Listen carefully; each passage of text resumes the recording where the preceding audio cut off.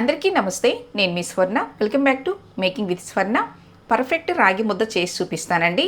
Non veg అయినా వెజ్లోకైనా ఈ రాగి ముద్ద చాలా చాలా బాగుంటుంది. మరి లేట్ చేయకుండా ఎలా చేసుకోవాలో చూసేద్దామా?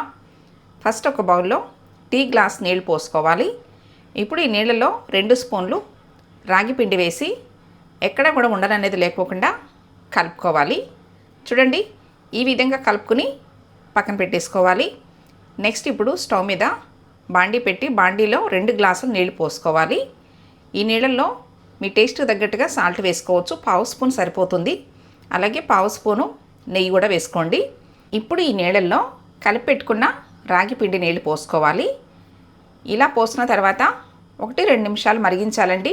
చూడండి, ఈ విధంగా నీళ్లు మరుగుతుండగా ఇప్పుడు 1/4 కప్పు రాగిపిండి వేసుకోవాలి. అంటే నేను టోటల్గా కప్పు రాగిపిండితోటి మీకు చేసి చూపిస్తున్నాను.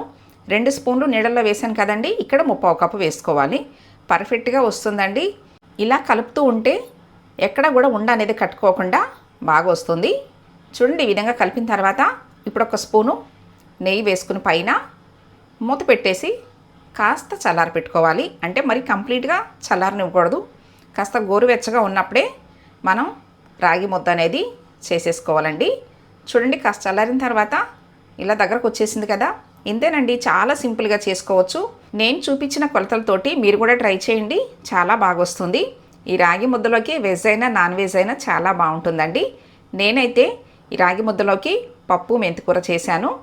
నాటుకోడి పులుసు అయితే ఇంకా బాగుంటుంది. వెజిటేరియన్కి పప్పు ఆకుకూరతోటి చాలా బాగుంటుందండి. నేను మెంతికూర పప్పు చేశాను. మీకు ఎవరికైనా ఈ రెసిపీ కావాలనుకుంటే నెక్స్ట్ వీడియోలో మీకు పోస్ట్ చేస్తానండి. కాస్త నెయ్యి వేసుకుని తింటే నోట్లో వెన్నలాగా కరిగిపోవాల్సిందే, అంత బాగుంటుందండి.